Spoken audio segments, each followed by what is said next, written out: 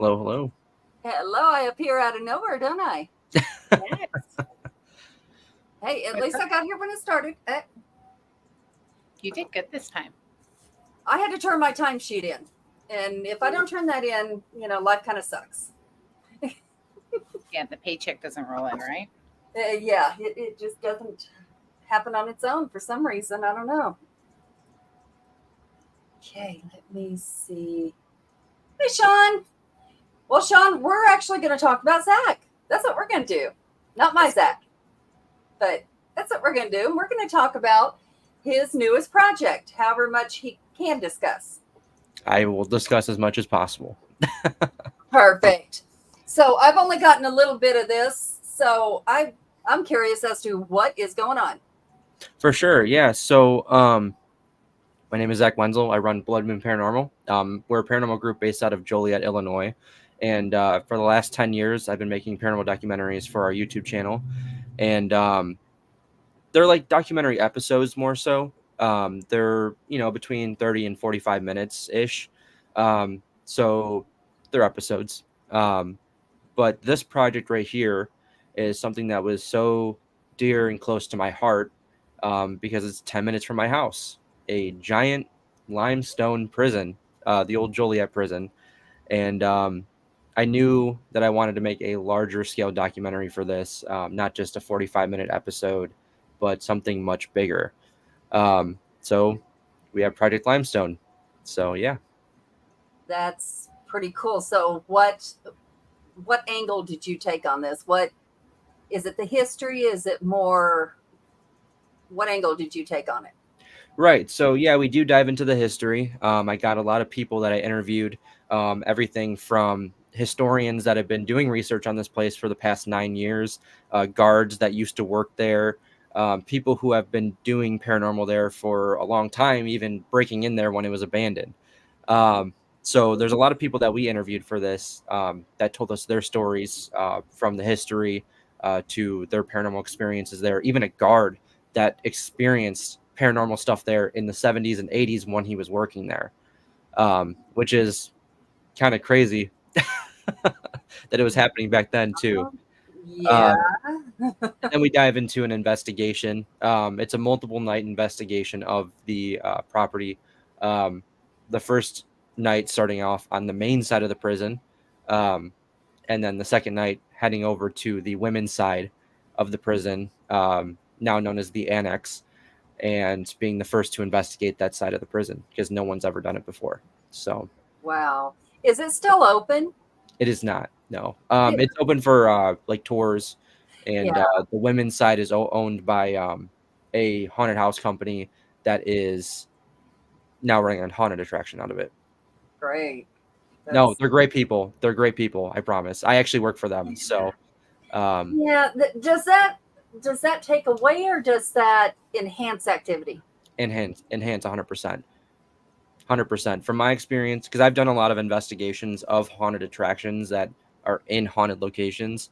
And I mean, you have that energy of people going through and getting scared and having a good time. It's that energy that keeps flowing. And then the spirits see that, oh, these people are scaring people. I want to scare people.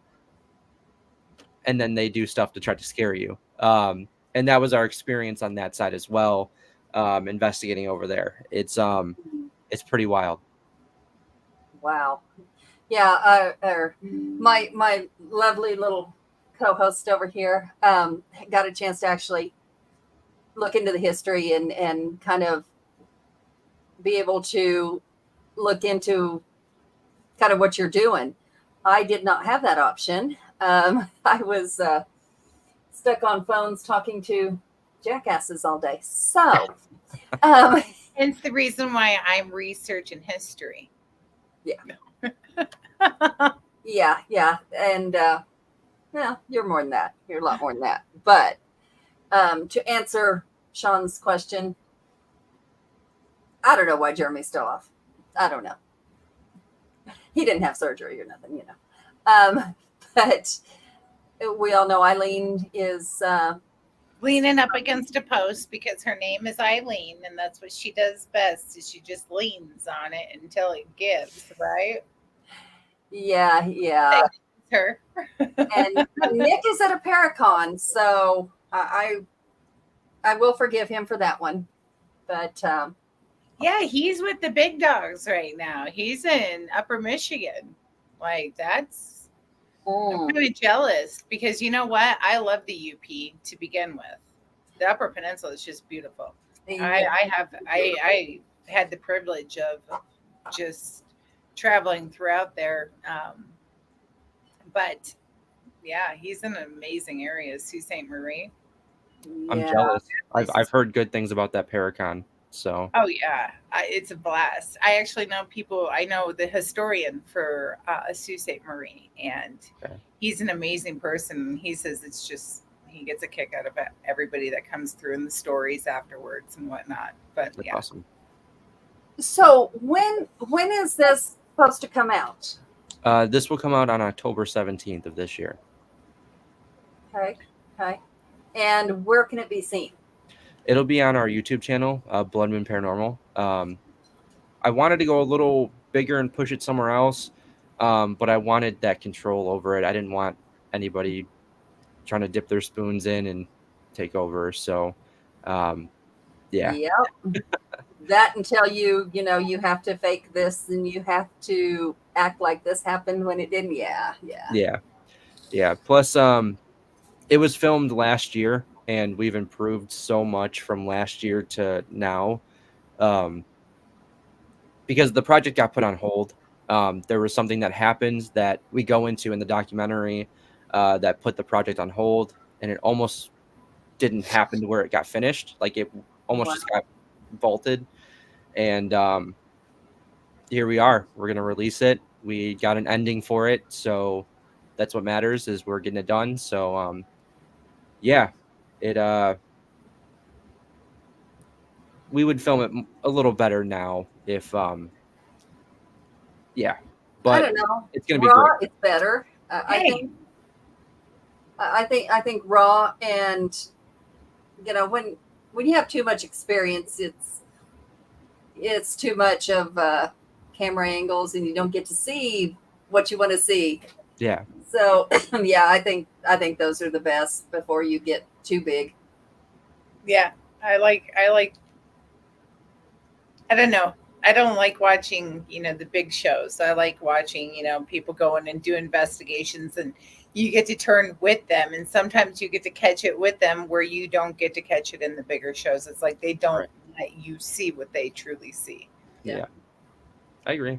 That's why we try to, I try to do a solid mix between, the bigger shows and real paranormal. I want Mhm. people to experience the investigation with us, but I also want them to be entertained and learn some history Right. through, good cinematics and good editing and stuff like that. Like I want it to like flow nice and feel real because it is real, You want to bring everybody in there with you. That's right. Yep. Yeah. Walk So with you. were you able to experience a lot of things even that didn't get filmed? Yes. So we weren't we do like B-roll during our investigations. So we have our cameras doing some of the shots to get for the history section and all that. And we were just filming B-roll, not filming the environment or anything happening around us. And quite a few things happened during that time. Um, one of the things that happened, and I am not one to say I saw figure. Uh, I'm the last person to say that, and you can ask anyone in my crew, you can ask people that have investigated with me. I won't claim that. When I was doing B roll in one of the cell blocks on the women's side, I was on the main floor of the cell block. So it kind of like goes up on both sides, and there's like a catwalk on each side. And I was standing there and I was talking to the general manager or the assistant general manager at the prison. And I look up, I look down, I look back up. When I looked up real quick, I saw a figure crouching down, staring at me, completely naked, gray skin, bald, no hair, and a very strange facial expression. You're just crouched down, just staring at me. I looked up, looked down, looked back up. It was gone. So Um, yeah, it was weird. It was a weird thing for sure. So Things that make you go, hmm. yeah, and like I said, I'm not one to claim that I see apparitions. I'm not that type of person. You know, it that was probably maybe the first time I've seen like a full apparition was that moment. And I've been doing this for 10 years. So I have yet to see one. yeah, it was pretty scary because then that is where I ended up doing my isolation that night. So 15 minutes by myself in that cell block. So yeah. No, not after I saw that. No, no, I don't think so. Did you have, October, be honest, did you have second thoughts? I did. And we we The put on 17th, John. October 17th for the documentary. We put on heart rate monitors, and Oh, you can that's see it awesome. during our isolations. You can see it in the corner what our heart rate is during that. I like So that idea. yeah, so that mine was up there in that moment because stuff was happening around me too. So it's I pretty wild. bet that, yeah, that's really a good idea. Uh, did that figure look anything like what they depict the rake as? I think I know what image you're talking about. Kind of like an all white figure, like reaching out for the camera. That picture. Oh no, no, this is like it has glowing eyes, and which I know you didn't say the glowing eyes, but the grayish, um, Oh, like that. yes. Yes, it did kind of look like that, but the eyes were more squinty. So that I always forget the name of the rake. I always forget that name for some reason. So like I just kind of explain what I saw. But yes, it looked exactly like that, but like squinty eyes and like two slits for a nose. Um, Again, didn't catch it on camera. That was off camera. Yeah. Um, but it was like a wild thing. Like I've never experienced something like that. Like I've seen the occasional shadow figure, possibly, but this was just so different. This was like it looked like there was a person there, Yeah. and yeah, it was and because this is that wasn't on camera and I don't really talk about it in the documentary. I did talk to a guard that worked on that side, the annex side, and when he was working there, he experienced a ton of paranormal activity. He told me that in that cell block in particular, him and his coworkers have seen a white figure dash past them in the peripherals while working. So like I didn't find that out until a couple weeks ago when I interviewed him. Oh wow. So and I filmed this last year. So like it was really, really weird. We always, dark things in your peripheral. We always see that. Yeah. But white, that's something that's very seldom heard. Now, I know when we went to the Abbey, we went with I went with a different group of people than we did the last time, and the group I was kind of at the end, and we all smelled this terrible, nasty. My first thought, I said, "Hey, whoever farted up there, you get out of here." And it was that bad. And he was like, "I didn't, but I smell it." And I'm like, okay. And he got around the corner, and this door's like 10 foot tall. And they saw that rake figure come over the door. And he said he locked eyes with it. It wasn't glowing like in the picture. He said he locked eyes with it. And then he turned around. He said, "I'm out." And so the owner, or the guy who's running it, he came down, and like 20 minutes later, and he said that smell was still just as pungent, and it was still there. I'm like, wow, okay. But he's the guy in the front was the only one that saw it, but he drew it out for the person, and he was like, yeah. And a lot of people have seen it since. Yeah, it was a weird thing. Like I have never seen something like that before. Like that was a first. And I don't even know. Like I'm upset I didn't get it on camera, but I'm still glad that I experienced it, So Because sometimes that experience is worth a little more than getting it on camera. It's the confirmation you personally need. It's the Yeah, and that guard that I talked to, like he validated me because I mean, obviously he didn't see the figure himself with his own eyes, but he saw white things dashing past him, and Mhm. so did his other coworkers, that were working in that cell block. it's like you're part of a private club that can confirm, and that's the password, right? Like, Yeah. oh, did you see that? Like Adrian and I were on the phone the other day, and I was like, so I just saw this weird thing crawl across the floor, and she's like, yeah, so did I. Like, well, Mhm. maybe we were meant to call each other. Like, I don't know, but it's that confirmation. So I don't know. It's No, I agree. It's really cool. Yeah. So she's like, no, that's not cool. yeah, that thing was not cool. Whatever that Whatever was. that was. I was at my daughter's house, even not here, not in my home. I was at my daughter's house and walk across her room and see this black thing go across there. I'm like, And at the same time, I see this black thing dart across my hallway, and I'm like, Adrian? Of course, my daughter's house, she's always sending videos of things moving on their own and strange stuff. But So So- did anybody else? Did Yeah. anybody else have their first time crazy experience, or have they not come out of the paranormal closet yet with it? At during the filming of the Mhm. documentary, so everyone that's on my crew, they believe in ghosts. I mean, they've been doing it with me for a while. But the assistant general manager at the prison, so my boss, I work at the haunted attraction as well. I'm the production tech there. He investigated with us that night on the women's side, the annex side, and we turned him into a believer. So he was he didn't believe before, but now he does. So the That's annex side had not been investigated like the main prison had. Was it more active or less active not being investigated? it was more active. Now I can't, you can't say that for every location. I feel like they might need to warm up to the equipment, but man, that annex side, it was more active than the main side. Well, yeah, you're in there with women, right? Yeah, so it was women We're until the catty 1930s. bitches.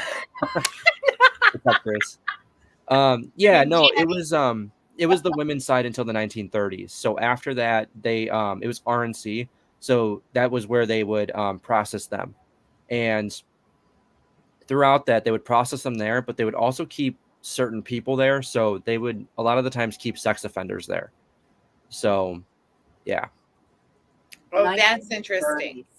So that would be interesting energy. You just stuck sex offenders in a cell block that had women in it. Correct. Holy chaos. Yeah. Like seriously, holy chaos. I didn't realize that many women got arrested in 1930s. Usually they did anything Chicago. to keep them from Period. getting arrested. Yeah, well, this was a They state were- prison, so like we got everyone in the state of Illinois. So, and that was the women were at the prison from the time it was built to the 1930s. So that was from the 1850s to the 1930s. The women's side wasn't built until the 1890s. So women were on the top floor of the admin building on the main side. So like men and women were kind of together, but like kind of not. So then they got their own place across the street. So What a mess. No. So like let's talk about some of the history of the building, For because sure. the building is just like amazing. We were talking backstage about it. Like I said, it's just limestone, and the prisoners that were being transferred there. And I remember hearing this story as a kid. So the prisoners that were being transferred there actually built their own prison. Correct. Can you imagine? Like, and they said the chapel though is absolutely amazing, and that's what everybody talks to me about is the chapel. I'm the person like if there's a chapel, I want to see it. We're going. So, like, have you've obviously been in the chapel, right? Yeah, it is a newer building on property, so it's not the original chapel, but it's still beautiful. They have this like I don't know how to explain it, but at the part where the altar is, it's like a diamond shaped like window, like a giant diamond, and it's all stained glass. So it's really cool. I remember in 2018 when they acquired the property and started cleaning it up. I was there that first day of volunteer cleanup, and we went into the chapel, and I remember taking all the pews out and putting them into storage, and some of them were dry rotted and stuff like that. Others were perfect, and it was really cool. So hopefully they restore those pews at some point and get them back in there because it's pretty empty in there right now. Can you imagine the energy that comes from those pews? Like the hard repent that came, sitting in those pews Yeah. years after years, after year. Like I don't know. The I confessional booth is still there too. Like they have a couple of them. Like oh the my goodness. whatever they're. I'm not super religious, so I don't know like the terms, but like the confessional booth, I think it's called. Mhm. Yes. They have like a couple of those there. So Oh, that'd be one good place to get a lot of good energy. I don't think you'd want to tap into hearing what they say, but that would be a cool place to get energy because people really do, especially, considering what you said it was built when the chapel was like 1920, wasn't it? I don't know what year the chapel was built, but it is a newer building on property. It might be 1950s or 1970s. Okay. So So I mean, people were still pretty hard, religious and stuff. yeah, absolutely. I mean, there was still stuff happening at the prison. Obviously, suicide, death. There was a riot in the 70s, so like stuff with like that was still happening there. It didn't just calm down overnight, So, yeah, Yeah, it carries and it lingers, and and that energy fed the old energy, and then the old energy, it's like a rotating battery. If you look at it energetically wise, throughout the decades. 100%. And that prison had a lot of problems too. So They had the worst conditions. Everybody goes, oh no, this prison had the worst condition. Oh no, this insane asylum had the worst conditions. Hands down, this is one of the top, like I'd say 3 contenders of worst conditions I have ever seen for a prison. 100%. Like when I was doing my research, I was like, it was pretty bad. I mean, they didn't have, if I'm remembering it correctly, because there's so much history, I can't remember it off the top of my head 100%. But if I remember this correctly, the main cell house didn't have proper plumbing until the 80s. Yep. So, yep. I was reading that. And then like, did you, the recipe for their main course every day? Oh no. Oh no. No. It was like what, corn water and yeah. And that's why they built Stateville down a couple miles down the road. That was supposed to replace Joliet in like the 50s when they built it. But then they're just like, oh, we have so many prisoners, we're just going to keep both open. So there's 2 prisons that were open at the same time. I'd say give or take 10 minutes from each other. Mm-hmm. And they're open simultaneously, and they're both state prisons. And what I noticed is it seems like the kind of more rowdy or the more like violent offenders and the people that they want to punish, they would send them to Joliet. Yep. So yeah, can't blame them if it was that bad. Yeah. John Wayne Gracie was in prison there. We'll get into that in the documentary. Yeah. That's what a lot of people say, but that might not be as true as you think. Well, that's one of those, well, I live in the Southwest, so we have legends of like, what really happened to Billy the Kid, what really happened to this person, but yeah. Yeah, and we had Richard Speck, we had Leopold and Loeb, we had the I think it's I always forget the expressway, which one it is, the I-95 killer, I think it was. Yes. I think that's the highway it was. It's I-55, I-95, whatever one it was. But we had quite a bit of Yeah, I think that's what it was. Babyface Nelson was there. He was a gangster. Yeah. Quite a few. And Babyface really had a baby face. And Yeah, what I mean, was he that was all Oil over of the place. Olay? He was all over the place. He had been to quite a few prisons. I think he Oh was yeah, OSR, MSP. He was at quite a few. he was a hopper. Yeah, 100%. That energy has to be ugly, nasty. It's, Some of it is. Some of it is. I think they've learned their lesson, and I think that they just want to move on. And there is that sadness there that I thought when I die I was going to move on, and I'm still here. yeah. They served their life sentence, and now they're still there. Serving their Yeah. life sentence. 100%. So I think that Afterlife that's sad. sentence. That Yeah. sadness is still also there. There is obviously more aggressive spirits. There's more angrier side. I don't think anything there can hurt anybody. I don't think anything there has hurt anybody. I mean, I've never been hurt during an investigation, unless it's myself tripping over something. Yeah. So Human error. yeah, nothing there to hurt you. But I mean, there's stuff that's definitely angry for sure, and then there's stuff that's sad. So Probably just they want to talk. yeah, They want to And talk it out, you know. you also have the guard spirits too. If a guard got killed or something like that, because that would happen. In fact, there was a warden's wife that got murdered there Yep.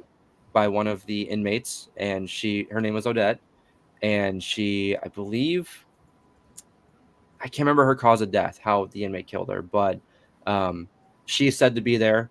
She was an opera singer, and they say you can hear her singing opera from outside of the cell block. I think they were saying mostly in North segregation.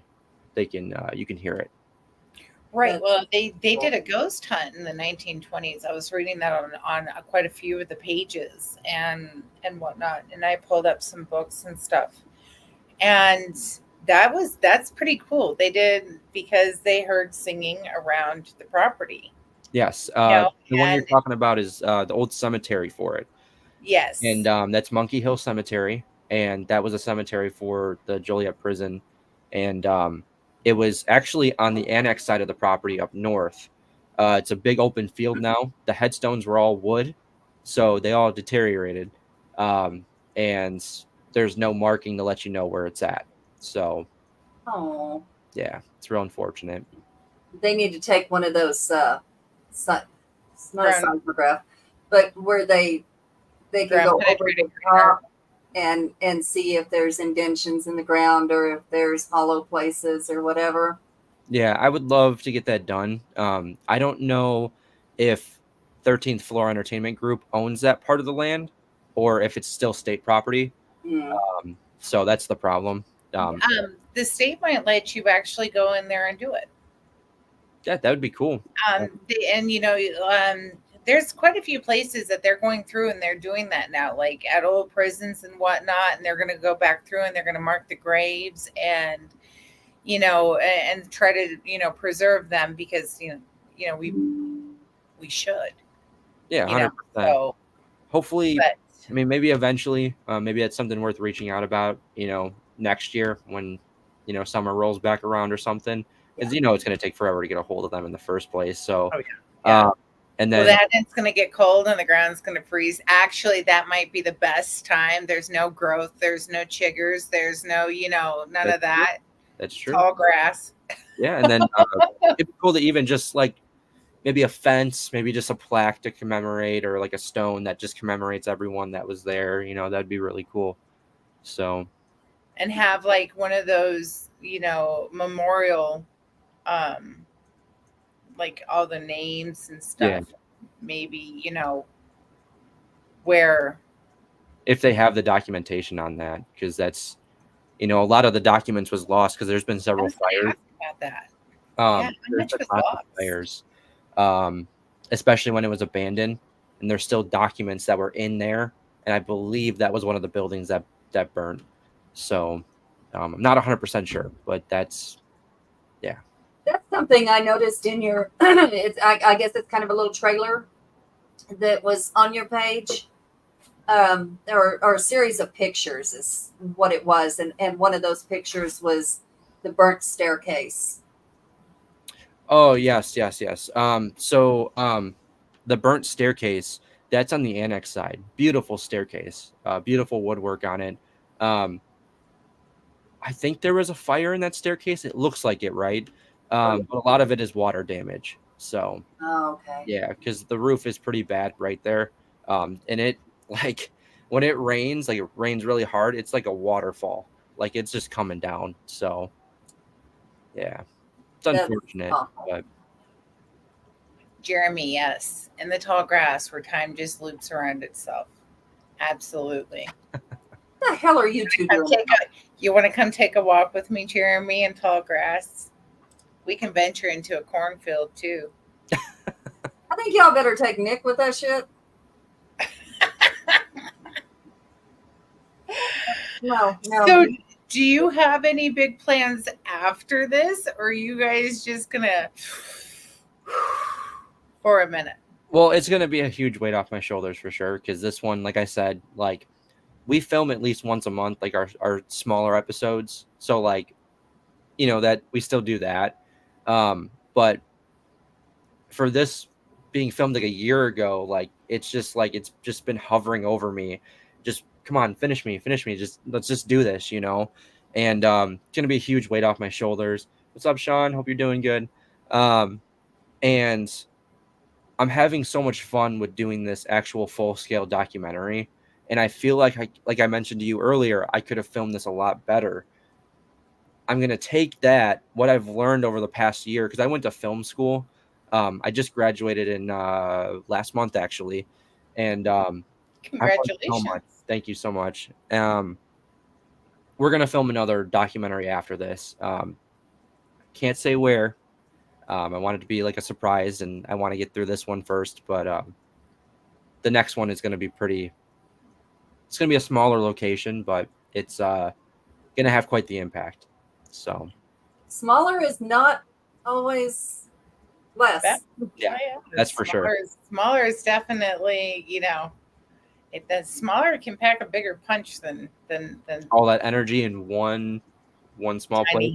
Tiny place. Yeah. So. Yeah, that's awesome. Okay, so I have to ask, what season did you film this in? Being, in the Midwest, did you tend to stay away from the -20, or were you like everybody else and think that you guys can make it through the -20s and film? I don't do the cold anymore. Amen. I stopped doing the cold. We had one really, really bad investigation where I was like, it had to have been like below zero. And the house was all brick, so it all was contained in there. And underneath it was cozy. The house had no heat at all.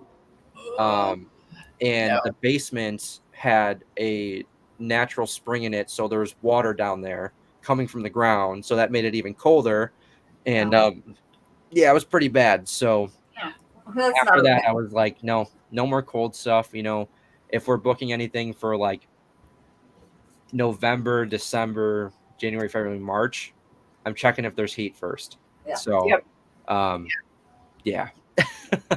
Artesian wells are weird too, because I had a farm out in Wisconsin. We had an artesian well in the back right next to the house, and that artesian well would spurt off, and it didn't matter if it was like -45 with wind chill out there. That artesian well was consistently rolling water out, and you would just watch it freeze as it hit, and it was just weird. Yeah, it was just weird. Yeah, no, this was filmed in July, so it was. I mean, it wasn't humid, cold, but it was hot. So, yeah, that was whatever. Suffocating. Yeah, I would rather be like sweating than freezing. So, but I do prefer like fall weather, like slightly warm with a nice breeze. Perfect. Mm-hmm. So.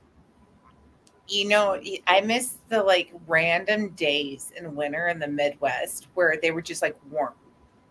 Yeah. and you felt like spring was like at the tip of your fingers, and you're like, can I start the seeds? Yeah, Do right. I chip out the ice in the driveway? Or do I, yeah, why not? And thank God you did, because the next 2 weeks is a living hell and you're under blizzard warning. Yeah. Yeah. Yep. That's how it goes. Yep. Yeah. Yeah.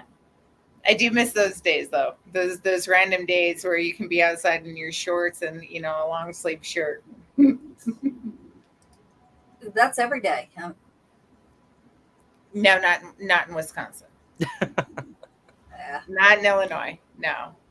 But you know what? If you grow up there like my kids did, you turn around and it's like -20 and they're at the bus stop with the long socks, slides, shorts, and a hoodie. Yeah, the kids here, I don't get it. It's 102 and they're wearing their hoodies and, looking ridiculous. And then it's 0 and they're out there in shorts. Is this a new trend? I mean, what is going on? No, it's always been like this. It's always been like this. From what I have seen with how many kids, it's just a natural rotation. I don't know. It's a rebellion against the season. Yeah, that's working real well for them. Like a hope thing. Like you're hoping that will happen. You're going to put this on and then it's going to be fine outside. Mm-hmm. Yeah. Because we're cool with winter until like January hits. January hits and we're not cool with winter. February hits, we're really not cool with winter. You got to experience that, Adrian. Oh my. Zach, you want to hear a funny story? I had to make an emergency trip to Wisconsin. This is not a funny story. And in no way, shape, or form does it make anybody look good. No, ma'am. I rent this car here in New Mexico from Florida, no snow tires. It's what, January, February? It was February. It was February. Make it to Colorado, pick up Adrian. Mistake number 1. She cannot handle anybody driving other than herself. Maybe Zach, but deep down inside, she's screaming. Okay, that's me. I have to drive. I'm like, do you think the tail lights in front of you? Do you think the tail light? That's me, for sure. So we get to Wisconsin. We get to the border of Wisconsin, and all of a sudden there is one of the infamous car pileups from Chicago, all the way up to Milwaukee, Madison area. Just one of those huge car pileups across the border. And Adrian's like, oh my God, this is bad. And we haven't even hit Wisconsin. I said, see, if they're piling up like that, we don't need to be going anywhere. And I'm like, where are we going to stay? It's Wisconsin. We're heading into Wisconsin, Adrian. Where are we going to stay? There is no place to stay. Sister, you're going to have to sit down and you're going to have to shut up and you're going to have to let me drive. I said, don't say one word. Shh, don't. I said, and if you can't handle that, take 2 gummies and shut the fuck up and put the seat back and take a nap. Mind you, I'm from Colorado where gummies are legal. Yeah, no, you're fine. And no, I did not take them with me. Not 20 minutes. Not 20 minutes. We get stuck behind a snowplow. No, wait, I did take them with me. And I did end up taking one. Yep. Because we get stuck behind a snowplow. And I'm like, I'm going to have to pass the snowplow. Oh, my God. We can't sit behind the snowplow, Adrian. We are sitting fucking dogs. I see. The roads are white. She can't see the road. And I'm like, trust me. I've driven in this for 20 years. I know where the end of the road is. I mean, like, you just know. It's natural. So I'm going around this snowplow without snow tires. Adrian's like, oh my God. She's freezing up. I'm holding a conversation just like this, completely calm. And I said, oh, this is going to be fun. I said, you better hold on. Because when I come around this snowplow, and when I said that, I started spinning. I let go of the wheel. And then I felt the pull, right? And I pulled back and I did the double tap and I straightened it out and I continued to go. And then I continued my conversation with Adrian. And she looked at me. She's like, "Are you fucking crazy?" No. If you don't spin out at least 3 times in a winter, are you really driving? No, that's the whole point. How you got to do it? Yeah, I told her, I said, you still need milk. We still need groceries. We still have to go to work. Nothing stops because there's snow on the road. I had to give birth at April 14th. Okay. I had to give birth in Wisconsin's worst blizzard, 2018. Look it up. It was bad. I was hoping I was going to see Jim Cantori again because every time I gave birth, it was during a snowstorm, except for Nate. He was smart. Yeah, no, he was during a tornado. Yeah, I can handle those. I'll stand on the rooftop and watch till they get there. That don't bother me. That ice, that bothers me. And mind you, we did not get there that night. We did not get all the way there. We ended up staying in the first motel we found because it started. No, but that was before we got to Wisconsin. Mm-hmm.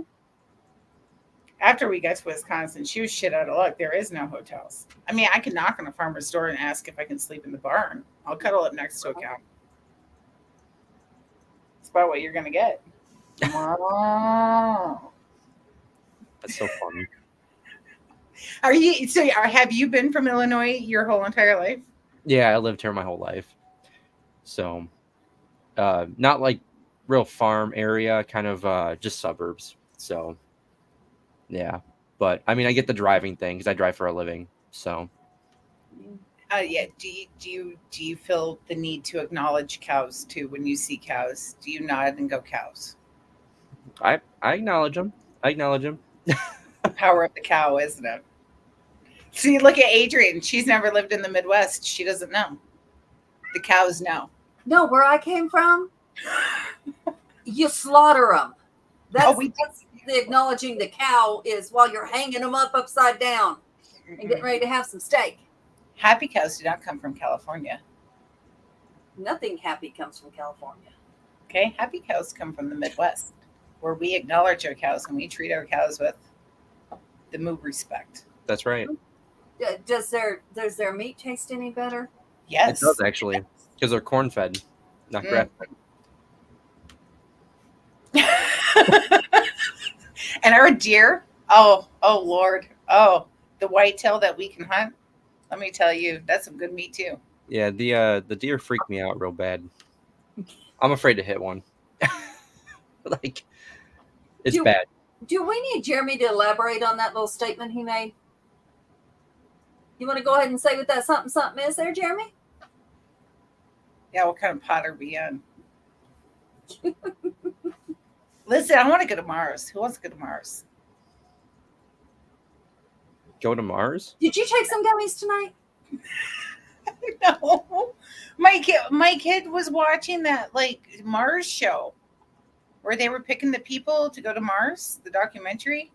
Do you remember that? No. Zach, do you remember that? I don't. How they picked like 15 people to go to Mars? No. And they knew that they were never going to come back? I actually legit want to know now where these people are at. Like, I want a VH1 special. Like, where are these people at now? Ooh. No clue. Sure. You guys never heard about that? This is his stuff, his favorite stuff. So, that's his favorite stuff. So, whose favorite stuff? It doesn't have an S in front of it, the he. So it's not she. It's not her stuff. So, guess it's not for me. And it's not my favorite stuff. You couldn't handle it. That moonshine? That's exactly what it is. I love moonshine. His brother makes it, so. Okay. That's strong then. That's strong. I don't know. Okay. I know he put a jalapeno in one of them. Okay. Yeah, I couldn't do that. I don't like jalapenos, but I do like moonshine. Moonshine's good. I love hot stuff. I love apple pie, Zach. Apple pie. Apple pie is the way to go. That I can do. That there's no problem with that. Strawberry. I love the strawberry. But this last one, I don't even know. It was no flavor, and it was more like We went to Brushy Mountain this year, and they make moonshine there at the prison, and we picked some up. It was what? yeah. Yes. Joanne, it's not on TV. It's on his YouTube channel. Yeah, Blood Moon Paranormal. Blood Moon Paranormal. We're on YouTube. We have a ton of paranormal episodes there where we investigate different locations from around the U.S. and we do local stuff too as of recently. So we've done quite a bit of places such as like bars, restaurants, places that used to be a bank, places that used to be a theater, and we have a couple more coming out this year as well with that. But Project Limestone is our big documentary. So back to Project Limestone. What was the funniest moment that happened? oh, the funniest moment. Oh man. Thank you, Jeremy. That one's tough. I can't. Okay, give me because it was pretty intense. The entire time it was pretty intense. I'd say the funniest thing that we did was night one on the main side of the prison. There was 8 of us, and we split right in half, boys and girls, and we made it a competition. We were like, we'll make a point system for like catching evidence, and whoever gets the most evidence and the most points wins. So I'm in the process of editing that portion right now. So I'm still tallying up like who's. Are you being fair? I'm being fair. I'm being fair. Sure. I might be. How many of you was there? What are the stakes? What are the stakes? Bragging rights. Oh, see, Right. That's rough. That's rough. So can you truly be fair, or do you need one of the females to edit too? Bragging rights are huge. You're right. You're Yeah. right. I'll have them double check everything. Make sure.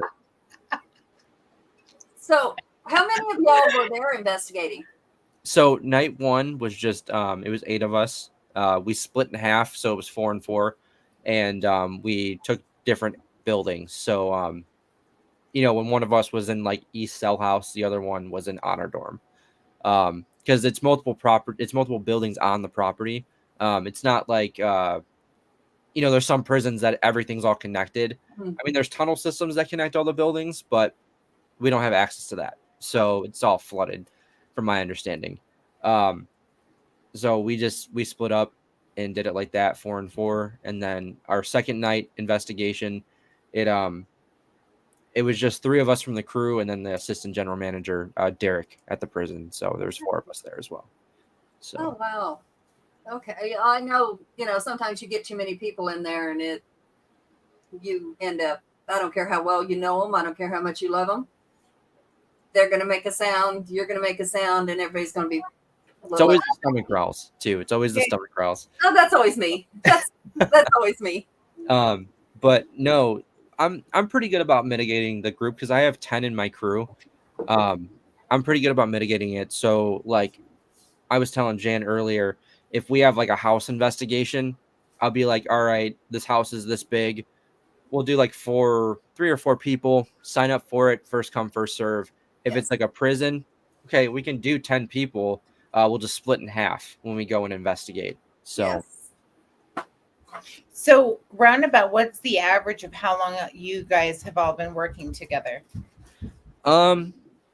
it just depends on because I've added people throughout time. People have left, people have came in. 3 of the members I've been working with since the beginning. So for over 10 years now. And then there's some people that I've been working for 8 years, 6 years. Someone we added, I want to say 2 years ago now. That's our most recent member, I would say maybe a year and a half. But I've been working with them for a long time. So yeah. It's really hard to find people you actually click with and can trust. And 100%. I'm very, very picky. Very picky. yeah, You kind of have to be. you do. You do if you want your reputation to uphold. Because just one that does something stupid, you have to really 100%. pick yourself up after that. And I've had to kick people out of the group before because of that. You know, I had someone that ended up we were inside of a location and they were smoking their dab pen, and I'm like, yeah, no, we're not doing that. Like, we're not doing that.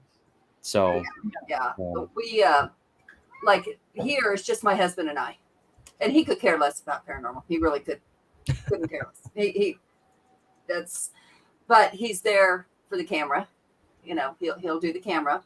He will be there to debunk or give me a different view, mhm. which you need. I mean, and you're not going anywhere by yourself. I'm not. But the rest of my crew is across the country. Yeah. You know, we've got, I don't know, that You bitch moved. over there. Clear You New moved. Mexico. You moved. Zach, she moved first. I did. And you were on your way moving, so do not give me no crap. And then we have Jeremy, who's clear over in Indiana. That's not helping. Yeah, so yeah, it's we end up collaborating online, you know, with what we get, or I do when if I go somewhere, it's like, okay, this is what happened, this is what's going on. Give me your view.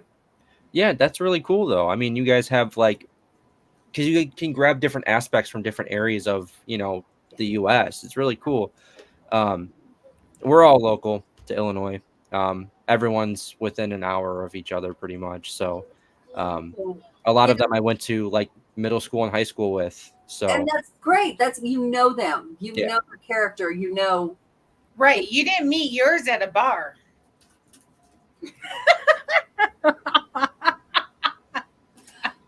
In my defense, I was investigating her bar. It's not like I just, oh, here, let's go have a drink. No, I was investigating. No, that her was bar. later on that night. Yeah. I'm kidding. But yeah, I mean, you know, we have teams in the Netherlands. You know, Mhm. we have them all over, and we will collaborate. You know, if there's I will, because I'm by myself. Yeah.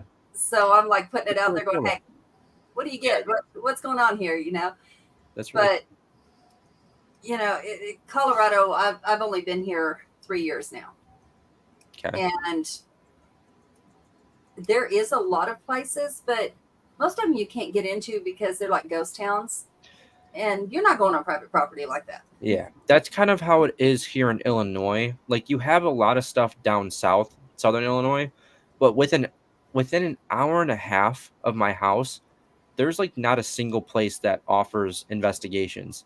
Yeah. So that's why when um like the prison recently stopped. They don't offer investigations anymore. They do, but they really up the price. So it's Yeah. more of like well, if you really want to do it, you're going to pay on our terms. Right. And I'm talking like 10 grand for 4 hours. That's kind of what I saw. 14, something like that. I was seeing that somewhere. Yeah, it's really bad. They're really and we really dive into that in the documentary. Kind of the stuff that's going on at the prison nowadays. And that's like the ending of the documentary, like the act 3 of it. And it really dives into that emotional side of things. It gets emotional. And you're probably like, oh, well, they don't offer investigation anymore. How does that get emotional? You'll see. It's Yeah. We just went through that with another location, and the caretaker ended up calling out the people that owned it, and he got kicked out because they weren't maintaining it. And it was a historic place and a beautiful place, whatnot. And they ended up basically doing the same thing. I don't know if they're going to do investigations, and if they do, it's going to be a lot of money. But we don't even know if they're going to keep the building up. Yeah. But it gets hard, like when you grow so attached Yeah. to a place. This it's an abbey, and it was built after the Pope's cathedral, and it was supposed to be the Pope's like vacation home type thing. It was supposed to Okay. have a football field, Rochester put up swimming the money, pool. or Rockefeller. Yeah, Rockefeller had to buy the property and put the money up for the property because the Protestants kept burning it down.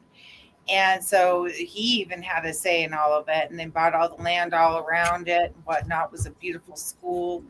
It just, and sorry, the last time, I'm emotional about it. You're all good. I get it. oh, the last time up there at the top, you know, there's what, 5 floors? There was 5. 4 I don't remember. I just remember Four. being barefoot. And in the basement. Zach probably doesn't know, but in an abbey in the back, you have ramps. They're not steps. The nuns They're- will not walk up steps. You walk up these ramps. So I don't count. I just take my shoes off and go, all right, God, here I come. This is gonna hurt, and I'm gonna be praying to you. As we walk up, we're down the stairs, like, God, please don't let me break my ankle. Please don't let me break my ankle. Yeah, but the upstairs, it where the children were and different things, all the rooms have water in them and standing water. And downstairs, you'd never know it unless you were allowed up. Downstairs, just gorgeous. The main floor is offices and different things, and the mold. And that's what the caretaker was like. This is not okay. We're breathing this mold. I'm trying to help, and this is not okay. Yeah. And he ended up leaving, whatever happened, mutual terms, whatever happened. There was It's gone now. It will be. There was a ton of stuff that happened within a matter of, like, it felt like just a week, just everything, just like shit hit the fan, with this whole documentary, everything at the prison, just, it felt like a week, just everything hit the fan. Yeah. Like I said, we really dive into that towards the end of the documentary. It's a You solid. got in there and did that though before they did that BS. Yeah. Congratulations, way to go for like having the drive to go in there and do it and to get what you could in that time period before it's basically lost. Yeah, and there was like I said, it was a multiple night thing. There was a third night, but yeah, we'll get into that. Yeah, that's going to be really interesting. And I'm glad you're putting it out on the 17th instead of, like everybody does on Halloween. Yeah, well, my because I work for that haunted attraction inside the prison on the main side, or the annex side. The main side and the annex side are owned by two separate people. So the state of Illinois owns the whole property, but they lease it out to the city of Joliet, in which they sublease it to two separate people. The main side is owned by the Joliet Area Historical Society. The annex is owned by 13th Floor Entertainment Group. I work for 13th Floor Entertainment Group, and they treat me very well over there. Like, they are fantastic people. I love working for them. I love, Tell me you're going to have a viewing. I was hoping to. I was hoping to maybe do it at the prison, on the women's side, the annex side. We'll see. We will see. I would find a way to project it up against like the wall. Yeah, on the outside. That is my idea. Yeah, that would be awesome if we can get approval for it. So I gotta talk to a couple people about it first. So do it as a fundraiser. Yeah, definitely possible. So yeah, I don't know how. Do it as a fundraiser. Make something fun out of it. Get people to come. We have a really good setup there for having people like guests and stuff like that. Obviously, because of the haunted attraction, we have a whole midway that we bring in food trucks and everything, and that's awesome. Yeah, it's a good time there with good people. So yeah, I went to the haunted attraction at Waverly Hills. Okay. Before I even knew what, that it was a haunted location, before I cared about haunted. But there was a haunted attraction there on Halloween. I remember waiting in line forever. And we went in, and it was just the bottom part, little bitty. But then when I got to go back as an investigator, it was like, oh, this is where this was. And it's totally different. Of course, the energy is different, the everything when they took away that. But it is neat to be able to go to a location like that, whether it's haunted attraction, whether it's, just doing a tour, to be able to be there. Yeah, 100%. And I always say, like, we have the perfect venue for a haunted attraction. You couldn't ask for a better venue. I mean, it's an old prison. You got probably got ghosts in there that a customer thinks is an actor. you know. I've heard of that happening. Yeah. So there's stories even that the actors have told me that they've experienced throughout the night. It's kind of hard though, because with all the lights, all the sound effects, all the different special effects, it's kind of hard to be like this 100% Isn't happened, you know. isn't that what Halloween is all about though? Is so that the Yeah. spirits can walk amongst us and we don't even know Yeah, who right. they are and let them have a good time? But yeah, no, I've had several actors come to me and tell me like I experienced this because I'm like their like their resident ghost hunter there. Mhm. So like they'll come and tell me things like this happened tonight, this happened tonight, and I'm like interesting, like that's weird. And like there's one cell in particular that I always get told about. One cell in particular. And one night I was acting in house. I had to act in house, and I was filling in by that area. And I'm like, you know what? I'm just gonna hop in that cell, and when a customer comes, I'll pop out and I'll do my thing, whatever. I'll go back in the cell. I'll do an investigate. I'll investigate a little bit. Customer comes, I'll pop out. Just repeat, you know.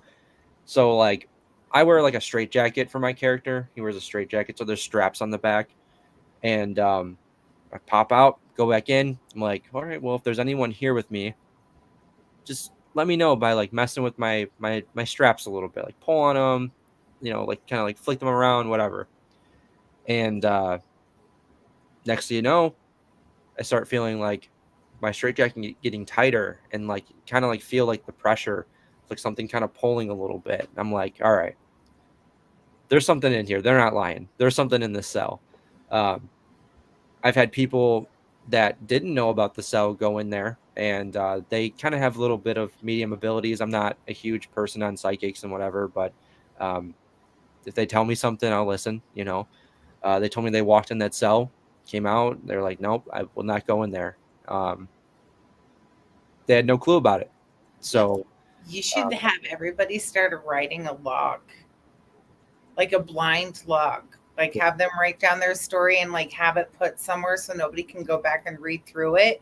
Yeah. And then see what stories match. 100%. Yeah, that'd be cool. Yeah. That'd be a cool research thing. Yeah, and I never usually I'll say what the cell is when the documentary comes out, but I never usually tell the actors like, oh, it's this cell, because then they'll go in there and then they'll yeah.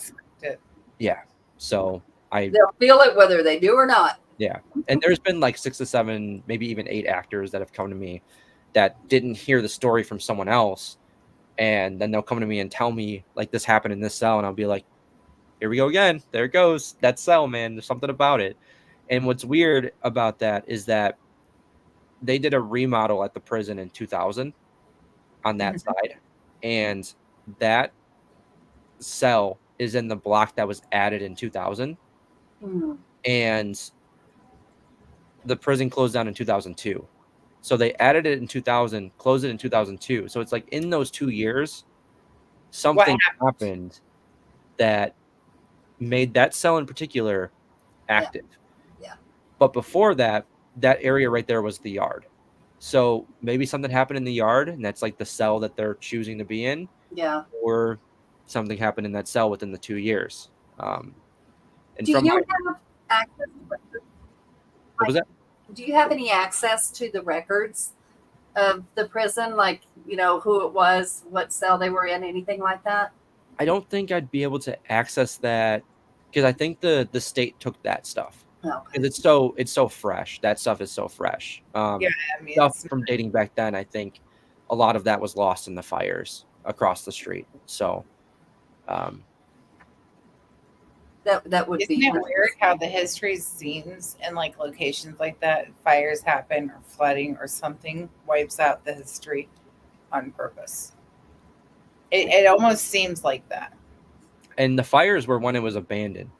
So those were arsonist attacks. And I remember because they didn't open the prison back up for they didn't open it up for the restoration and tours until 2018. So I remember being in high school and them putting out the Joliet Police Department putting out like a picture of somebody on Facebook, like this person set fire to the prison, you know, like we got to get them, and they got them. but I just my remember the goodness. fires happening. Like I vividly remember them. So Golly. So the $1 million question that everybody has to ask: why are you in the paranormal? why am I in the paranormal? What got you in here? So my whole backstory. There Pretty you much. go. Okay. What happened to you when you were 3? What did you see? Wasn't when I was 3, it was when I was 8, actually. So when I was 6, I moved to this neighborhood where I'm at right now, and this neighborhood, it's a lot of older individuals. There was no real kids for me to play with on this street at all. Uh, 2 years later, when I was 8, a there was this kid 2 doors down that would visit his grandmother from, he'd come in from Chicago every other weekend. He started coming in, and his grandma was like, "Oh, why don't you go play with the kind of newer kid down the street?" So he came down. He's like, "Hey, like I heard, you don't usually have people to hang out with. Like, do you want to come play GameCube with me?" So I'm like, "Sure." So I go over to his grandma's house with him. We go in this living room area where we're about to play some GameCube. GameCube, yes, absolutely. Like, love GameCube. And there was this painting on the back wall, and it was of a little girl, and it was really creepy. Okay, it was smiling. Now the TV was on the opposite wall, and it was one of those old box TVs that had like a reflection to them, right? The TVs now, they're very matte, like they don't have that reflection. This had a reflection. When I looked at the TV before it was even on, uh, I saw the reflection of the painting, and she was frowning in the painting. Okay, turn around, the painting's smiling. And I told him, I'm like, I don't like this. Like I don't like that painting. And he's like, yeah, I don't like it either, but this is where the TV is that we can use. So I just kind of just try to ignore it. So we turn the game on and whatever, we play the game. It's always been creepy though, every time we went over. And a couple years later, 2012, 12 years old, and start watching the ghost shows, Taps, Ghost Adventures, unfortunately.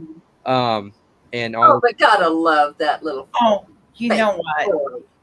You just wormed your way right into my heart and warmed my soul. hey, I their appreciate you. cinematography and editing is really good, but they're full of shit half the time. So, I started watching those shows, and I really kind of got into it. And I told my friend Eric, the one that I, would go to him with his grandmother's house. Told him like, I want to go experience this for myself because I don't really believe in this stuff. Like, I want to go experience it. And his sister overhears us, and she's like, "Hey, there's this hospital 2 hours south of here. It's an old asylum, and it's abandoned. You just sneak in through the pool area, and you get in there, and it's really haunted." So I told my mom about it, and my mom's like, "All right, let's go down there." I have a cool mom. She's really supportive. She wants me to do like whatever I want to do. Like, she's willing to That's take me awesome. places. So she drove us down there, the 2 hours south, Peoria, Illinois, and we get there, and this giant limestone building is just lit up in purple lights. We're like, this is not abandoned. Like, what are we doing? So we're like, let's just get out and see what's going on. So we get out. This guy comes out. I'll never forget it. Never forget it. He comes out of the building and he says, "Y'all here for the ghost tour?" We're like, now we are. So we signed up. We did a ghost tour. I experienced some stuff, and I was like, this is wild. So I got a group together. I had been doing a YouTube channel prior to that. I was trying to do like gaming. I was trying to do like you know, like pranks and stuff like that with my friend Eric. So we were doing a YouTube channel. When I decided I wanted to do this for the YouTube channel, I'm like, I'm really interested. I want to see some real stuff. I want to show some real stuff. So I told him I was doing this. He wasn't as interested as I was. So I got a group together, and we created our own separate YouTube channel. And then that lasted like a year and a half, maybe. Uh, Things kind of fell apart because of a falling out, and then I just took the paranormal aspect of things, and I created Blood Moon Paranormal. So it's been history since. So yeah. That's pretty amazing, actually. Yeah. Yeah, actually it is. Oh, here comes dinner. Awesome. Her way of, saying, guess what I get? Is that healthy? Watch this. Now you get to watch me be mom. Is that healthy? What are we having? Baked chicken, Uh-huh. Baked with baked what? beans, and yeah. Looks pretty good. Looks pretty good. Minus the mashed potatoes, it's healthy, yes. I saw that starch. Hey, Nikki. So, what is the meaning behind blood moon? I wish there was more to it. But I was in my geometry class in high school, and I had a red pen because we were doing some sort of thing, and I was just like doodling on my homework or some note page or something like that, and I was just trying to. I'd spent like days like trying to figure out like a name for like the new group and the new channel and stuff like that, because we had That's gone by important. Fear Prior Hand, which is a pretty decent name, but I wanted something new and different and more paranormal oriented. And I drew like a red circle as I was doodling, and like I was just like, huh. So I'm like, I wonder if there's like a Blood Moon Paranormal out there. So I looked it up. No groups online called Blood Moon Paranormal. So I'm like, all right, well, put my flag down. That's gonna be it. So took the name, and then like a year later I found out that like the next month after I chose the name, there was a group in Orlando, Florida that chose the name as well. And I'm like, all right, Nope. like, it's all good. They haven't caused any issues. I'm cool with them. So Well, you realize that you said you've been filming this for about a year, right? yes, So you did film during a blood moon. Your project was during a blood moon. was it? Yes, sir, it was. I thought you knew that. I didn't know that. We filmed in July of last year. So But you've been working on this for a year. yeah. Yeah. You in spring was a blood moon. Okay. No. Blood supermoon. I think I probably knew about it in the moment, but I'm like Yeah. blanking on it right now. But Yeah. Yeah. Well, surprisingly, I don't think we've ever investigated during a blood moon, surprisingly. So I feel like they always happen during the week, you know? I haven't either. But I wouldn't have paid as much attention to it if I wasn't so witchy to begin with. So Just go work in the mental hospital or an ER during a blood moon. a full moon, just a full moon is crazy. I don't want to see a blood moon. Yeah, it's been crazy lately with the full moon. Some people, man, lately. It's been wild. You have no idea. No idea. And People are I'm staying crazy. indoors. I ventured out this morning to Walgreens. No. I came home. I shut my door, and I haven't been back out. No way.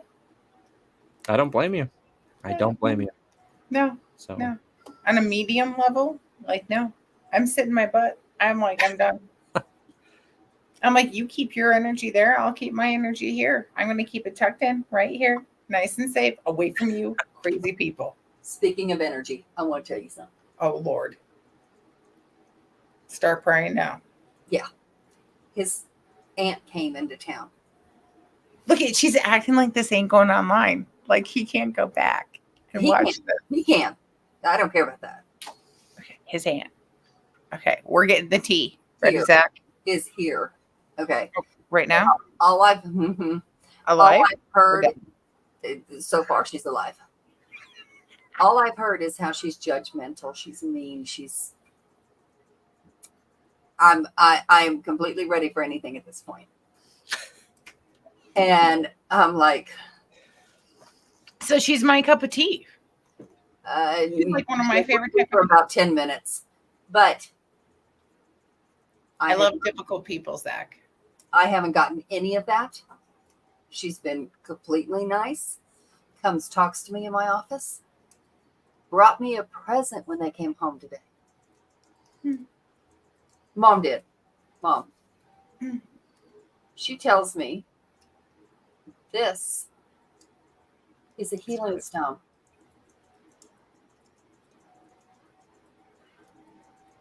Mom, not selenite. It's a cleansing stone, a healing stone, but it's okay. I don't know what happened, but everybody's getting along for some reason. Are they drinking the moonshine? I don't know. But Who are you jinxing? working Why? Why? because we have a yard sale this weekend, Friday, Saturday, and Sunday. No, they have a yard sale, but guess who's we is going to be involved?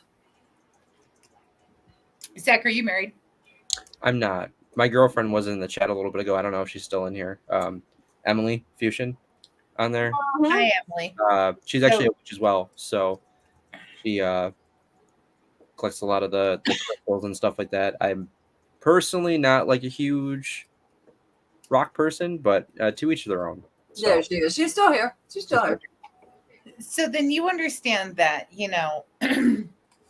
when the parents say we're going to do something, the we is you and her in their pocket, right? You guys are now the mice in their pocket because it's no longer a mouse. You know how your parents always said, "Well, who's this we? Do you get a mouse in your pocket?" What Yes, you don't do. realize is the we when you get older, you are the we. Okay, you are. You are. And the other thing is, And if my son's watching, call which one? your mom. Which I one? need And the thing about that is, we came. This is the family home, his family home. No, that ain't no. It was built in 1908. All but a few years of that, it's been all his family. They've all died here. They've all lived and died here. The next generation is fixing to die here. And, but that is not an issue. I could care less. I know all the spirits as I walk by and, hi, Aunt. See ya. That's not an issue. That's the reason why I asked if they were dead or alive. Yeah. But when they get to a certain age and you have to take care of them, and by taking care of them, I don't mean changing their diaper. I mean, stop doing what you're doing. You are not young enough to be doing that crap, and you fall in the yard, knock your shit off. So when your parents become old enough that they become toddlers again and you become the parent, Yes. call me. I have some advice. okay. Okay. Yeah. That gets interesting because we all eventually end up back in diapers, right? We all eventually have somebody take care of us, right? If we're lucky enough to live that long, we are. It goes in reverse. Yeah, I can't wait to pull some shit on my kids.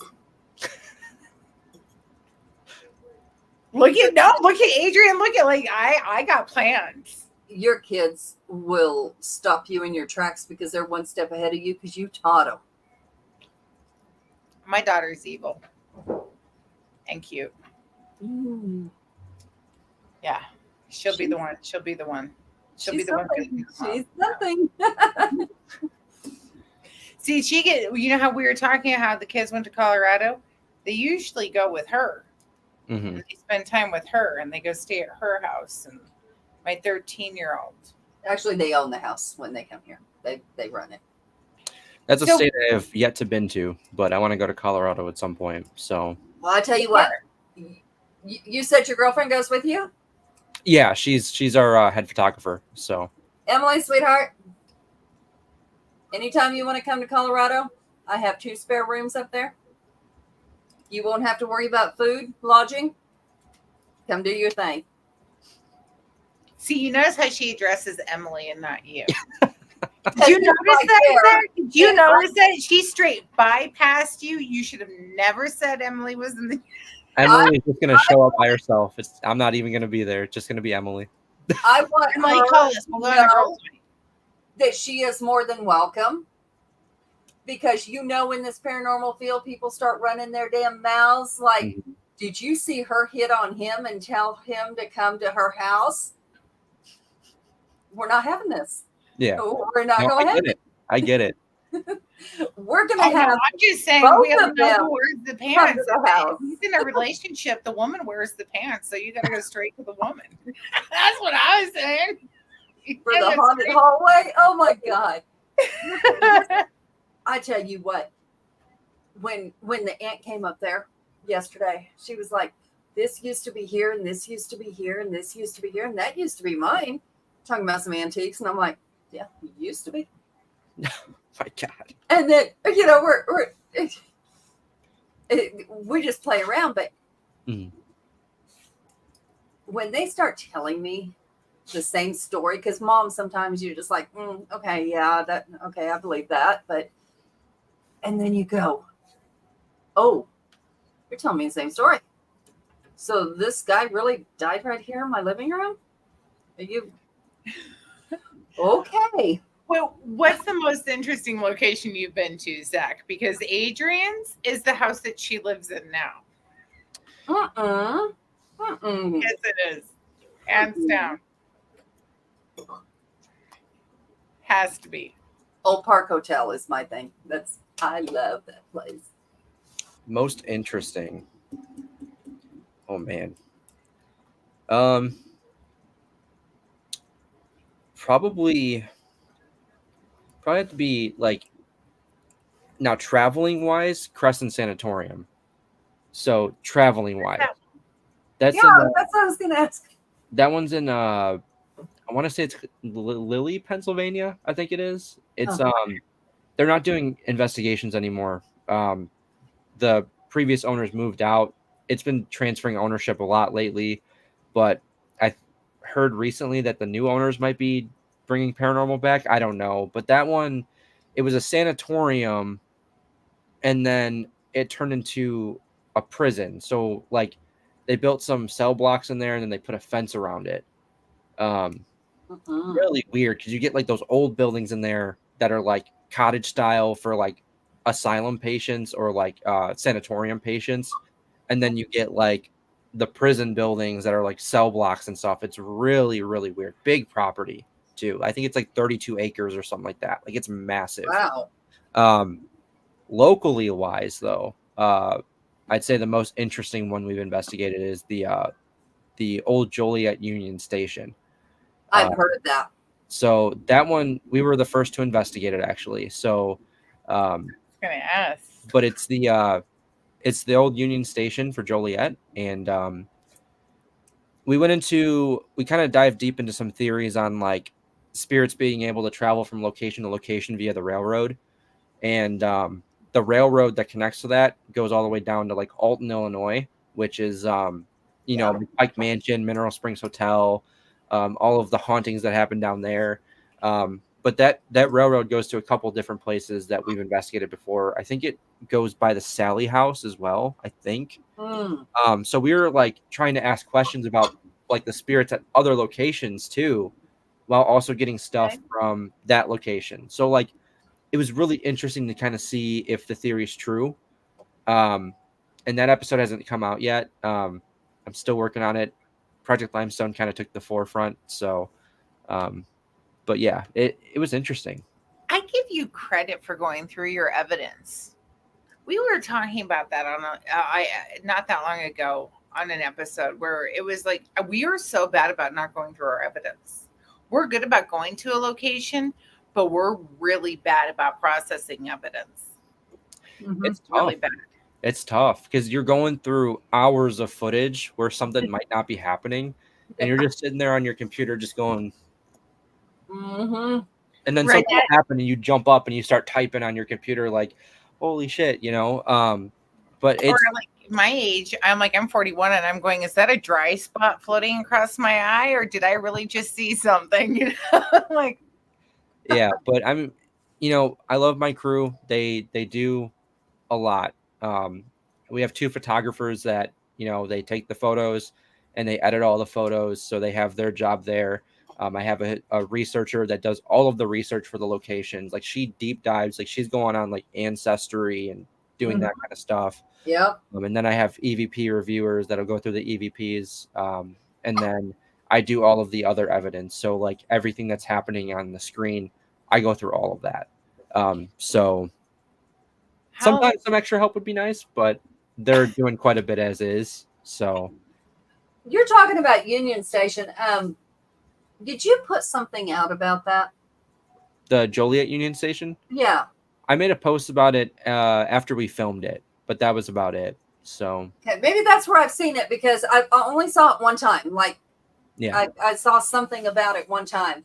So that's probably where I've seen it because I follow your Facebook page at least. yeah, I have not seen the um, YouTube yet. I don't believe. yeah. The But video is not out yet. I just, like I said, just focusing on the prison one first. But the local ones, like next year, these local investigations, like I am going to be mainly focusing on those because they're so fascinating. I have a lot of fun with them.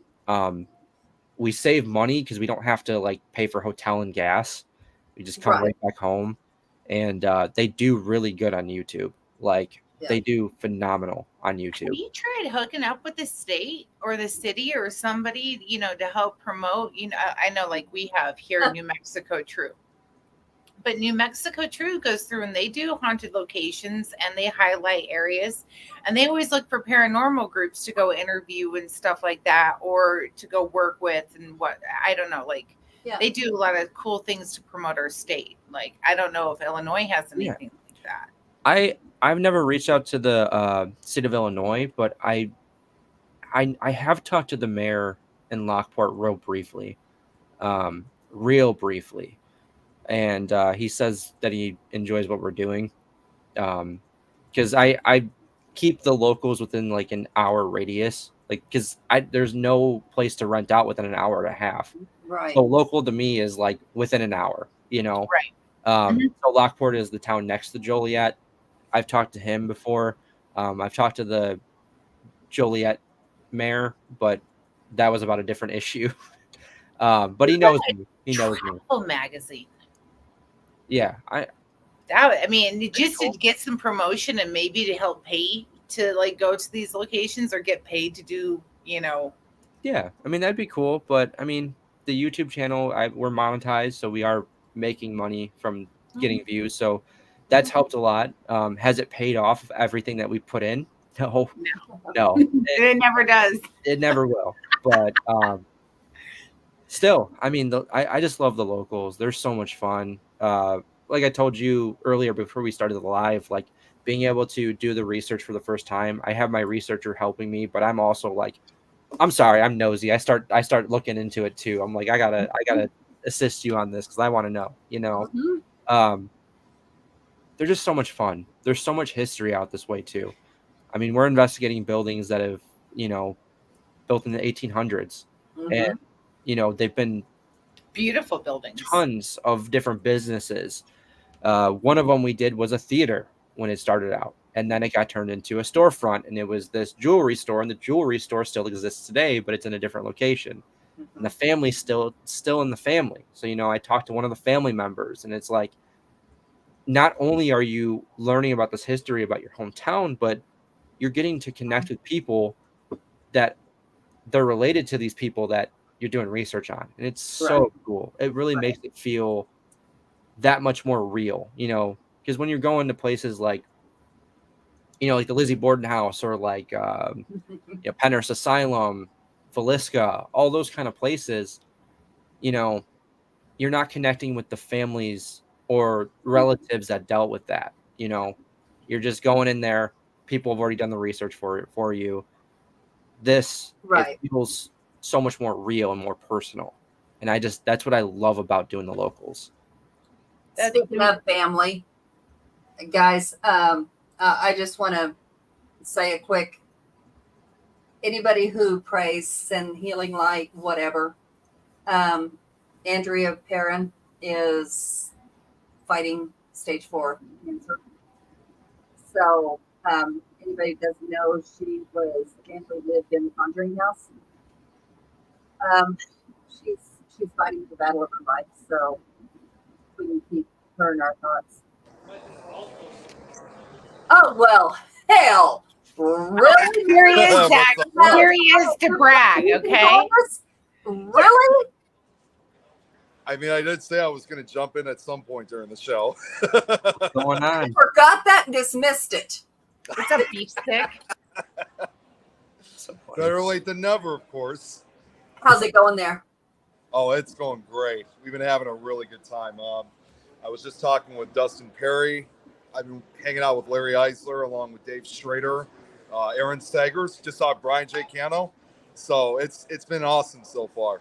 I also tried gambling. Unfortunately, I lost. Hey, did Andrea show up? Unfortunately, she didn't. But she was in our conversation, so we're definitely keeping her in our thoughts. I just said that. You just right said before you something came about on. her. So I wondered if she'd show up. Well, I think she she'll would make have. it. She's a fighter. She'll be fine. She is, yeah. She just recently posted something earlier today, thanking everyone for taking their time. She even reacted to my post, so I know I'm in contact with her. She's a fighter. She'll be great. She's fine. Yep. Zach, see, that's your next goal. You gotta make it to the UP. You gotta do the Paracon next year, Zach. Oh, in Michigan? Yeah. So there's kind of some bad news, but I don't think it's going to be, not all is lost. I was told that this was actually going to be the last Michigan Paracon, but now I was told that somebody is going to try to pick up. It might not be next year, but there's a chance it could come back 2 years from now. Bigger and better. It's all good. And maybe next year you'll be on the show where you damn well belong instead of going. Well, I was actually interviewed on camera for some Facebook video that's going to be going on tonight. I think the only reason why they brought me on was because of the vest and my uniform. It's all about what Nick wears. That's Yeah, what it is. exactly. I wasn't Until we expecting steal it. his best. Or Tell his me you stuff. told him that your name was Beef Stick. I should have said something about that, but I didn't have that thought. Mm-hmm. See, I wasn't there to remind you. So somebody might want to tell Nick that he's not there. Wait, what? So somebody might want to tell you that you're not here. I don't know what to say about that. That's probably best because he don't know what he's talking about anyway. Yeah, exactly. Never even got to ask. How have you been, Zach? I'm good. How are you? Doing really good. Haven't seen you since the Chicago Paranormal Convention. So it was like 2 years ago, I think I saw you last. Yeah, it's been a bit, man. I'm jealous. I wish I was there with you because I was telling them like that Paracon is one that I've been wanting to go to for a while and the last year, but just couldn't make time for it. So Maybe they'll make it closer. How? It's about 6.5, 7 hours from where I live. But maybe they'll make it closer to where you live. But it's a beautiful drive. Yeah, it is. Because It is so beautiful. Yeah, it is. The UP is gorgeous. All the lakes, the trees, the beaches, the paranormal activity. It's prime. We're It is prime land. I'm Nick's looking charming. And Tom, you're not doing your job there, bud. Well, not to mention, we're literally just like a few miles away also from the U.S.-Canadian border. Yeah, don't you know? We know. Slip off into Canada and nobody will ever know. Don't bring back fruit from Canada. No And food. you just won't get back without your, No food. all of your documentation. So probably don't do it. Well, either way, it's been an awesome event so far, and I seriously would want to say the same for you guys. I wish you guys were here right now for this. I do too, but tell everybody we know that we're thinking about them. We love them. No, Yep. he doesn't. He doesn't wish we were there because now he has the bragging rights. Guess where I went that you didn't go. Yeah, it's okay. See, exactly. We were talking about those bragging rights earlier. This is where they come. We were. Be careful out there. I know It's I so know Tom's dangerous. with you, in Sault Ste. but- Marie. It's so dangerous in Sault Ste. Marie. be careful. Behave yourselves. Did you see the eye roll, Zach? As far as I know, I'm not going anywhere other than just going throughout the casino. That's it. Don't be attacked by wild bears out there. You might get a wild like pigeon. Those pigeons can be brutal.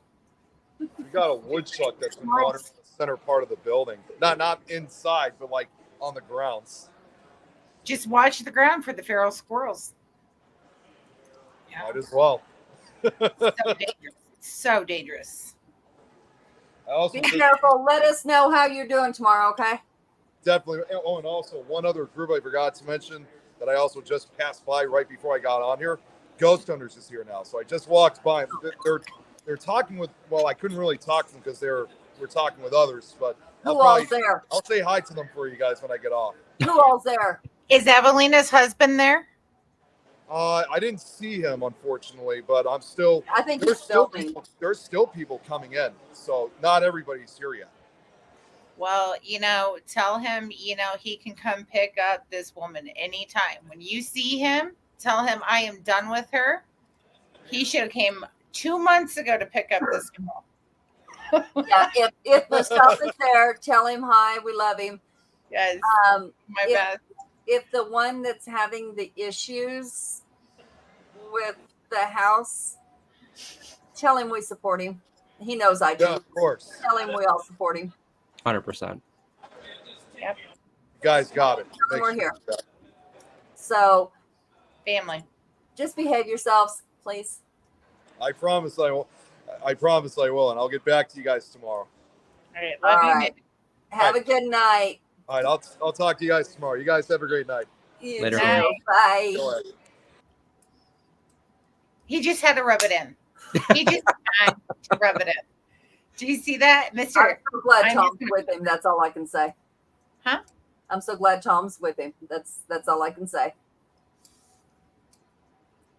Listen, why? It's the UP. Exactly. What is so wrong with the UP? He has no clue about people and how ugly people can be. It's the UP. Zach, do you know anything about the UP? Not really, but I'm guessing it's not a bad area. I know, okay. So you she leave says. you leave your doors unlocked. You leave your cars unlocked. You can leave your kid in the car in the gas station and go inside of it, and your kid's still going to be there. And We if left our cars unlocked probably, too. he's probably down the fucking road at his auntie's house, right? He's not there. No. The UP, small town. There is no true big town in the UP. And they are so stuck in the 80s, it is beyond. Okay, the only fear that you should have of Nick in the UP is that he goes out on a boat and he gets sunk. Okay? Or the second one, a bear attacks him. That's neither one of those are good scenarios. It's not like a human being's going to come after him. It's the UP and Canada. It's Canada's right there, don't you know? Yeah, so I left our car unlocked. Well, not ours, but left the car unlocked. Right. That wasn't the issue. They decided to take the catalytic converter off the damn thing right in front of our house. You know what happens in the UP? I'm going to tell you what happens. You know, the only thing that really gets truly stolen out of the UP is if you have a pickup truck and you have sandbags in the back of your truck and somebody's stuck, somebody's going to grab those sandbags out of the back of your truck and throw them in theirs and drive off. I heard the drive-by compliments are real bad up there. They're awful. Oh, man. My ex-husband is from Powers, Michigan. Iron Mountain area. It's so small town. It's so everybody knows everybody up there. It doesn't matter. It's just A lot of my family is from Detroit area. So I've never been Upper Peninsula, but yeah. I've been to Michigan quite a bit for my family in Detroit. So the UP is beautiful. It's just beautiful. It's great to go. Hi, Rose. That's my damn dog. That was. She used to ride around in my sweater pocket. And she likes Adrian better. Yeah, I want to go to Mackinac Island at some point too. I've heard good things about that. Oh, I would love to go to Mac. Yeah. Okay, so the UP fudge is the best too. That's what I've heard. Oh man. Oh, and the Hopies. I miss the UP.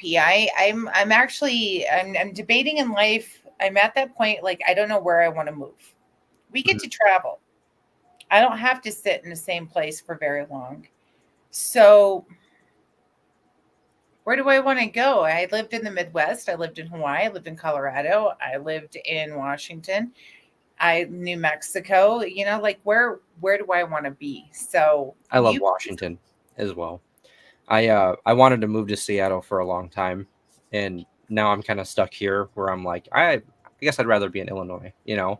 But Seattle was like where I wanted to go for a long time.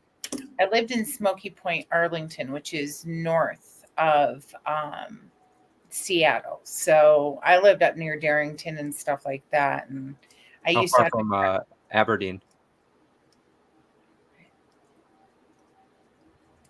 not that far. No, I Not can't that remember. far. Yeah, it's not that far. Okay. Well, it depends on the time of year too. Still same distance. No, Deception Pass. Have you ever heard of Deception Pass? Yes. Yeah. Okay. That I am terrified of bridges, and I had to go over Deception Pass. And my boss was like, "We're going over," and I'm like, "What?" And she's like, "We're going over," and I'm looking at the floorboard, and I'm like, "Okay, I think I'm just gonna put myself on this floorboard." And she goes, "You know, you're gonna have to do this by yourself tomorrow." And I went, Yeah. I was crying. Like that was some scary stuff right there. Yeah. No. We went to Seattle.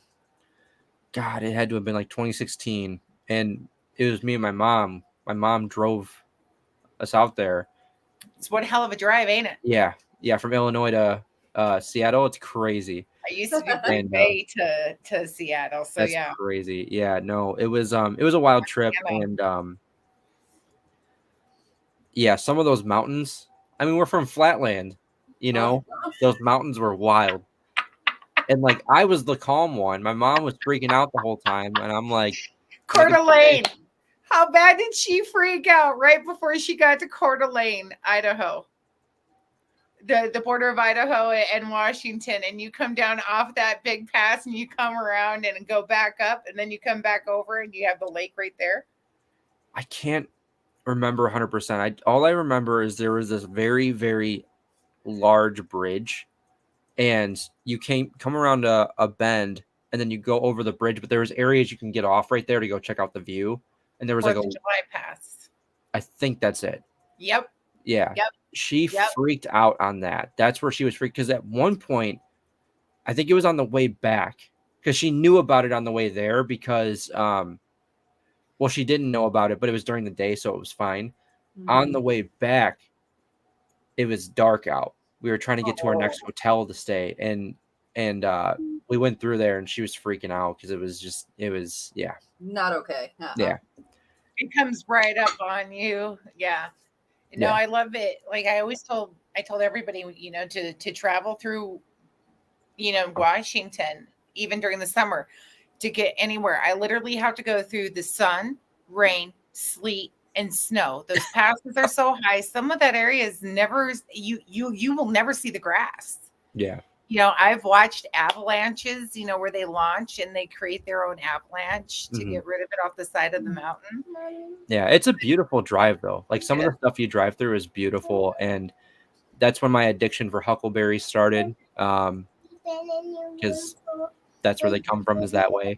And then, we stopped in Idaho for, because we're like, oh, potatoes, you know, Idaho. We stopped. We went to two restaurants. No potatoes. Even the McDonald's was out of fries. We were like, what is this about? Yeah, they send them everywhere else, apparently. Yeah. So hey, Washington sells their water to California and then buys it back from Oregon. So let's California's water sucks. But do you know where?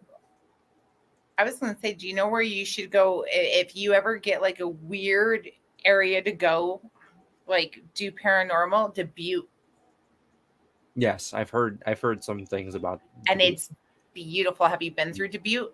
No, we were oh man. No, I don't know like where Dubuque is in Idaho, but we were like all the way up top when we went. when we went Okay. we went through the top. So we're going to tell you. Jeremy's given us the warning. We got 5 minutes left. Oh, shoot. No. So, Project Limestone. Calm down. We're going to tell you this. You and Emily. We're in Greeley, Colorado. Anywhere close to here. Denver, anywhere. Find something, you got a place. You want to do Indian territory and any kind of New Mexican. There's so much history there. We'll meet you there. Okay. You still got a Hey, place to doors stay. open. You You still guys. got a place to stay, Fun. and you got a hell of a cook right there. And I'll go down. I have no problem. Yeah, I'll cook. I'll put you guys up. Yeah, you guys can come stay with me, and I'll take you on. We do this On a for a history lot hunt. of paranormal teams. We I do. appreciate that. Thank you. Yeah. Seriously. That means a lot. And when I'm going through, because I'm going to have to go through here pretty soon, within the next 6 months. If I go through, I'm going to have to hit up you and Nick on my way through, because I actually Sure. have to go do some family research. I have to do some family research actually up in your area. My family has history up in there, and Minoy and Chicago. Well, So if you have to come through Joliet between September and end of October, let me know. We'll see if the haunted attraction is open. I don't know if you like that kind of stuff, but I'll drag my 13-year-old. there you go. Oh, he's It'll be amazing. open. But Yeah, really, and this we one. really are all like family. Yeah, I'm excited. I can't wait to actually see. So October 17th, right, of Correct. this year, Yep. on your YouTube channel, Correct. Project Limestone, and you guys are the first. And are you guys now really officially, really the only ones to ever truly go in there and document? So the main women. side, no, but the annex, the women's side, we are the first, and as of right now, the only paranormal group to investigate that side. That's awesome. That is Fingers awesome. crossed, maybe one day we can get that open for other people to experience it for themselves. So I'm trying. Hopefully. You But know what? We're I'm happy excited watching that you yours. Yeah. And you need nose medicine? Jan, Tom says you better stop and see everybody this time. Yeah, I usually don't go through Illinois. I do Tom, this weird thing. We tried. We really did. That damn Yeah. blizzard. We really were going over there. We were. That And damn yeah, blizzard. We weren't going anywhere. We were going to sleep with the elk. I'm telling Yeah. you, I was going to cuddle up with the damn elk. I had no problem with that right then. yeah, we weren't going anywhere. Not with that pileup, not with everything blocking. There was no way. But yes, And the sun was in the pileup. yeah, my son was in the pileup with my grandkids Oh and man, my daughter-in-law. that's terrifying. Yeah, Well, that's- I was just like, oh my gosh. But yeah, But, Project Limestone, October 17th on Blood Moon Paranormal, largest documentary we've ever made. So, guys, everybody subscribe now Yeah, and hit I that have. bell, because it's gonna be one of those things that we forget, and then everybody's gonna be talking about it, and we're gonna have no clue what the hell people are talking about. it's either that or we're I'm going to drag you joking. back on. So just do it now, so we'll get the notification. awesome. We'll drag you back on before it comes out so we can re-promote it. And Just let me know. Yeah. Yeah. Absolutely. And guys, It's a seriously, pleasure. if you're ever out any of these locations, come on, we got you. Yeah, it's been a pleasure meeting you. I Good appreciate talk with your you guys. time. Everybody All right, have everybody. a great night. Thank you so much, Zach. Absolutely. Thank you Stay guys. green. You guys have a good night. You too. Night.